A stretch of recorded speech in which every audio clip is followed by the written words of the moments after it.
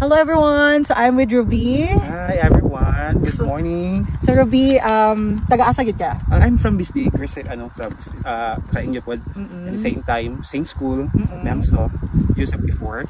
And nag-work ako for almost 12 years. Yes. So naami karon sa Dinagat Island and naata karon sa asa? Sa Mountain Bonsai Forest. So pila na ka, feeling niyo, pila na ka tuig ni mga bonsai diri? From the beginning. God created. As you can see, ang mga bonsai yun, everywhere yun diri ang mga bonsai. So, ang protected pag hindi siya sa LGU or sa government diri sa Dinagat. So far, it's the area itself is mining claim. Pero however, naman sa siguro kana ang contract ni pinadilabtan na. Okay. So, unsay na mga species diri sa mga bonsai ang makita nato? Usually is kanang mangkuno, ay nakakaalam sa mangkuno siguro. Kami lang mangkuno dapat may trasi family. So, you see that. Yes. So, allow ba diri mag-camp? Allow ba diri mo visit ang mga tao? So far, from tourism office, murag na ay siguro yung murag one day something na tanan na siya, murag na camp visit, murag overall na siya. Pero dili siya pa open sa public for camping? So far, I think mag-contact lang siguro sa tourism office. So, okay. So, ma-encourage ba sa mga taga-Dinagat na pwede mo visit diri? Oo. As long as contact lang siguro sa tourism office kay namin siya entrance. So, kita ko sa kasunod na gate, Swiss nila. Tapos, ito mag-icon sa ilan nasa ticket para naka-entry. Perfect. Then, I think it's 5,000 kung mag-rent mo sa sakyanan. Pero I'm not sure, pero makontak mo sa tourism. So always contact sa tourism before mo ani sa bonsai forest.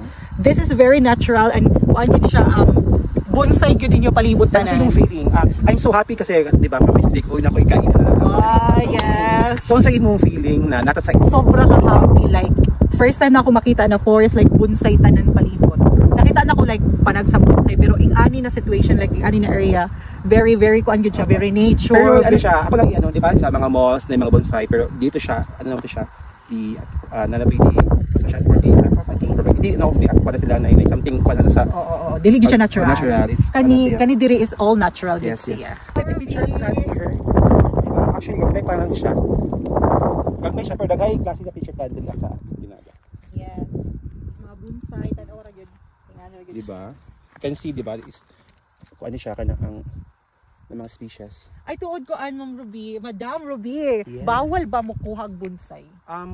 Yes, of course. Okay. Bawal siya. But kung i-transfer i-transfer kay sa inyo, no, di siya mabuhi kung inyo i-transfer din siya dayon sa.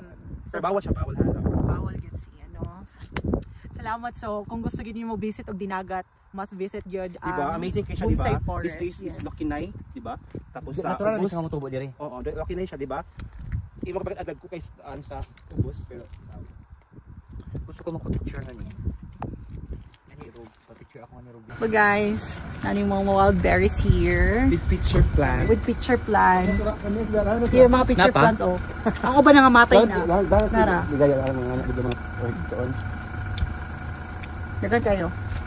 Hi Mami. I-enjoy mo ang wild berry. Sobra. Mount Apuran ako na siya. Ambition ako nga makakaom. Karon nakakaon na tungkol sa Loreto. Yeah. Aslom, unsay panlasa? Amo tamisan ko, okay aslom nga mapila. Ako sluman ko gamay. Na siya tamis na aslom. Pero lami siya. Makaon siya tanan, matulon. Tulon siya. Welcome and visit po dito sa Mount Redondo. Just contact sa ako lang din para ato sa tourism office. Just contact lang sa ako para i-ano tamo. Thank you so much.